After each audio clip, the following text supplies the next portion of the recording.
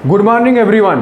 आज के इस लेक्चर में हम पढ़ेंगे क्लास 10th के चैप्टर नंबर 2 बहुपद के बारे में। बहुपद किसे कहते हैं, बहुपद की घात क्या होती है, यानी डिग्री या फिर पॉलिनोमियल क्या होता है, बहुपद का वर्गीकरण के बारे में पढ़ेंगे, क्लासिफिकेशन ऑफ ए पॉलिनोमियल।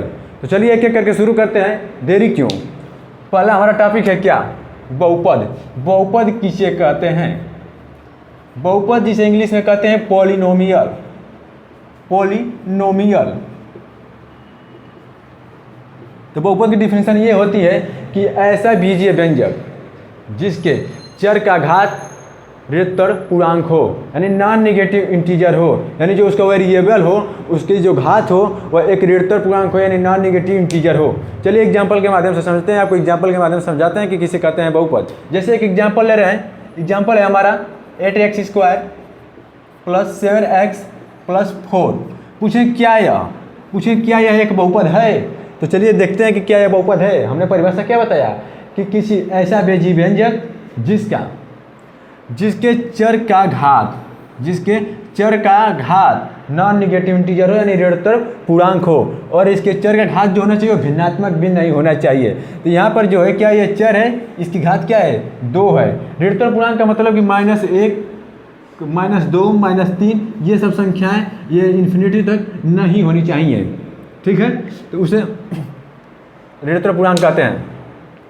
तो यहाँ पर जो ये क्या है, यह बहुपद है क्योंकि यहाँ पे जो वेरिएबल की घात है वो 2 है, और 2 क्या होता है, एक ऋणात्मक पूर्णांक है। यहाँ पे x घात क्या है, 1 है, और 1 क्या है, एक ऋणात्मक पूर्णांक है, यानी वह ऋणात्मक संख्या नहीं है। तो इसे हम क्या कहेंगे, यह बहुपद है, यह बहुपद है। लेकिन रुको भाई रुको, और एग्जाम्पल हम दिखाते हैं आपको। एक एग्जाम्पल जैसे है, एग्जाम्पल अगला लिखते हैं 7x घाते 4 + 3x² + 2√x।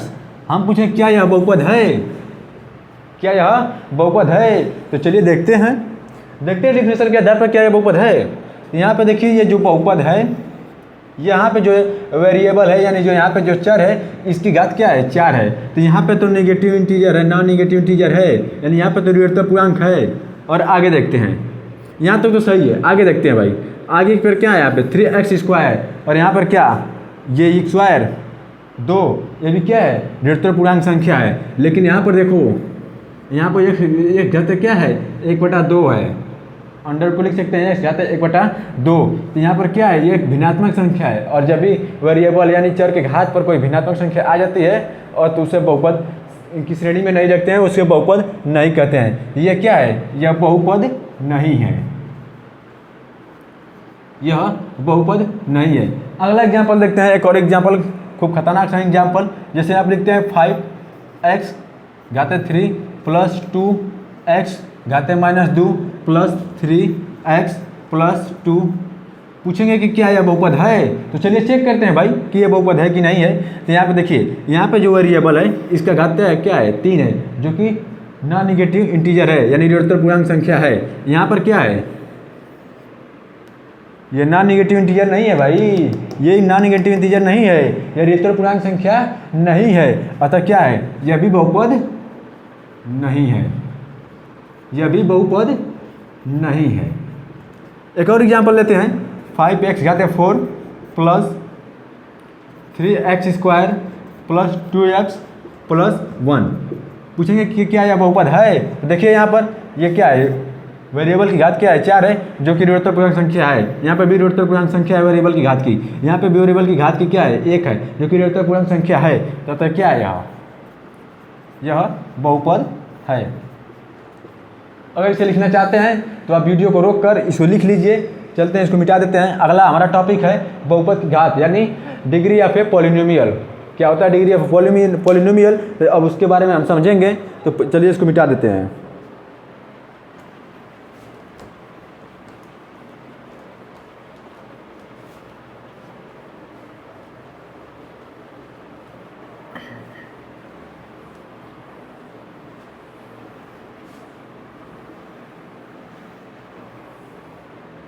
तो चलिए अगला हमारा टॉपिक है बहुपद की घात। पढ़ते हैं बहुपद की घात के बारे में। टॉपिक नंबर 2 है यह बहुपद की घात, यानी degree of a polynomial, degree of a polynomial. तो किसी बहुपद की घात, उस बहुपद में उच्चतम घात वाले पद के घातांक को बहुपद की घात कहते हैं। किसी बहुपद की घात, किसी बहुपद की घात उस बहुपद में उच्चतम घात वाले पद के घातांक को बहुपद की घात कहते हैं। एग्जाम्पल के माध्यम से आपको अच्छे से तरह से समझ में आएगा। चलिए एग्जाम्पल लेकर हम समझाते हैं आपको। जैसे एक एग्जाम्पल है, एग्जाम्पल हमारे पास ये है कि 4x³ + 3x + 9। पूछेंगे कि इस बहुपद की घात क्या है, इस बहुपद की घात क्या है। तो हमने डिफिनेशन क्या बताया कि किसी बहुपद के उच्चतम घात वाले पद के घातांक को बहुपद की घात कहते हैं। यानी यहाँ पे क्या है, यहाँ पे जो उच्चतम घात वाला क्या है, इस पर उच्चतम घात वाला क्या है, ये 3 है, यहाँ पे 1 घात है, यानी उच्चतम घात वाला यही है। और इस पद के घातांक को बहुपद की घात कहते हैं।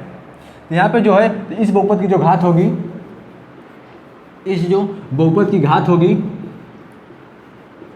वो क्या होगी, इस जो बहुपद की घात होगी क्या होगी, वो 3 होगी। एक और एग्जाम्पल लेते हैं। जैसे आप लिख लिया 8x घाते 4 + 3x घाते 8 + 9x² + 4x + 8।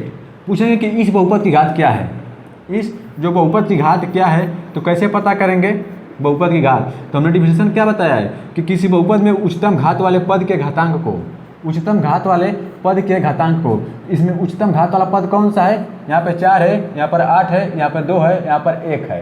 तो यहाँ पे उच्चतम घात वाला पद कौन सा है, ये है, और इसका घातांक क्या है, 8 है। यानी जो इस बहुपद की घात होगी वो क्या होगी, 8 होगी। लेकिन चलो कुछ खतरनाक से हम बहुपद के बारे में जाने। जैसे कि लिख रहे हैं, हम पूछ रहे हैं यहाँ पे ये 9, ये अचर पद है। इस 9 हम पूछेंगे इस 9 बहुपद की घात क्या है, इस 9 बहुपद की घात क्या है। 9 को हम क्या लिख सकते हैं, 9x घाते 0। यानी जो इस बहुपद की घात क्या होगी, यहाँ पे x घात क्या है, 0 है। यानी इस जो बहुपद की घात होगी वह 0 होगी। बहुपद की घात यहाँ पे क्या होगी, 0 होगी। लेकिन एक और एग्जाम्पल हम आपको बताते हैं। यहाँ पे तो इस बहुपद घात क्या होती है, 0 होती है। एक और एग्जाम्पल हम आपको लेकर बताते हैं। जैसे एक एग्जाम्पल है और हम यहाँ पे 0 लिखते हैं। जैसे यहाँ पे 0 लिखते हैं, कहें कि 0 बहुपद की, इस 0 बहुपद की घात बताइए। तो भाई इस 0 बहुपद की घात कोई पूछेगा तो ये बोल देना कि परिभाषित नहीं है, परिभाषित नहीं है। भाई ये नहीं कि 0 है तो 0 लिख कर जाते 0 कर देना और कहना कि इस बहुपद की घात क्या है, 0 है। यह रंग है, यह गलत है। इस 0 बहुपद की घात परिभाषित नहीं है। हमारा अगला टॉपिक है क्लासिफिकेशन ऑफ ए पॉलिनोमियल, यानी बहुपद के वर्गीकरण के बारे में जानेंगे। अगला हमारा टॉपिक है। चलिए अगला टॉपिक के बारे में जानते हैं। क्या होता है बहुपद कितने प्रकार के होते हैं। तो बहुपद 2 प्रकार के होते हैं। बहुपद दो प्रकार के नहीं होते, 2 आधारों पर बांटे जाते हैं। एक उनके पदों के आधार पर, एक घातों के आधार पर। यानी तीसरा हमारा टॉपिक है बहुपद का वर्गीकरण। बहुपद का वर्गीकरण, बहुपद का वर्गीकरण यानी क्लासिफिकेशन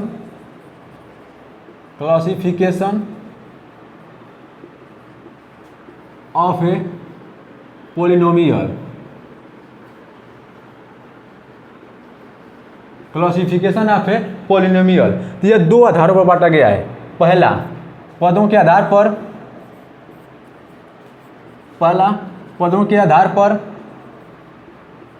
दूसरा घातों के आधार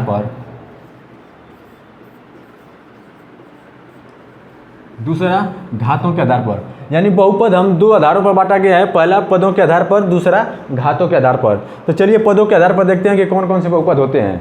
पदों के आधार पर कौन कौन से बहुपद होते हैं।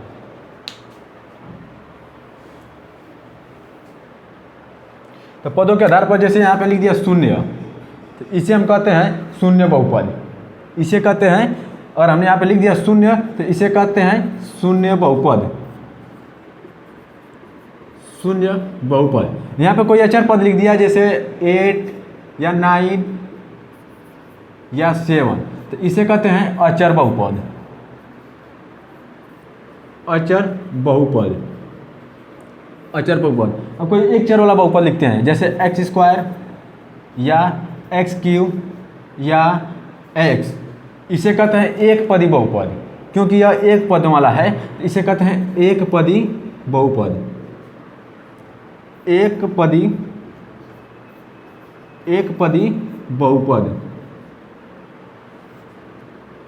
और अगला एग्जाम्पल, जैसे यहाँ पे x² + 3x + 9 + 3x लिख दिया।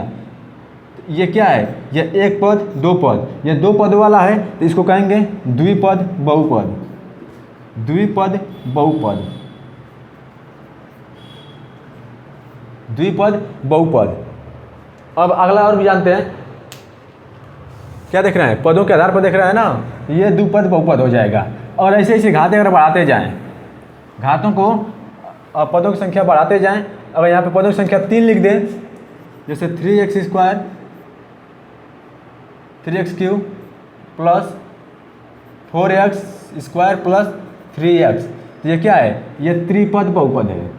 त्रिपद बहुपद, ये त्रिपद बहुपद। इसी तरह अगर हम घातों की पदों की संख्या बढ़ाते जाएं, एक पद दो पद तीन पद है तो त्रिपद, यानी 4 पद होगा तो चतुर्पद बहुपद, और 5 पद हो तो पंचपद बहुपद, 6 पद हो तो ऐसे ऐसे जितने पद बढ़ते जाएंगे उतने पद बहुपद होंगे।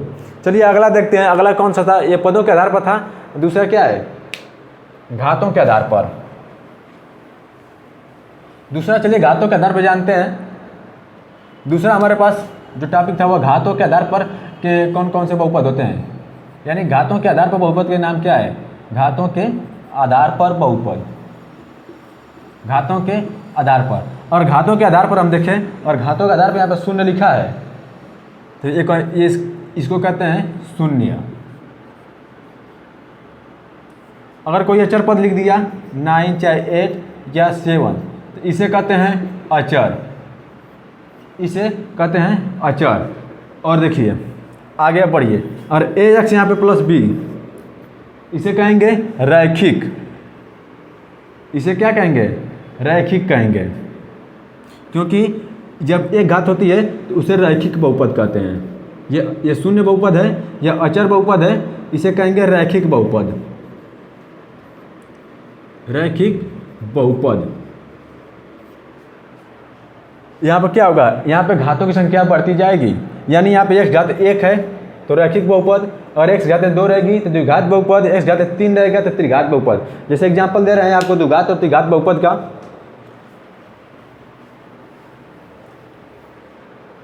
जैसे ना यहाँ पे लिख दिया 3x² + 4x + 2, इसमें क्या है? यहाँ पर बहुपद की घात क्या है?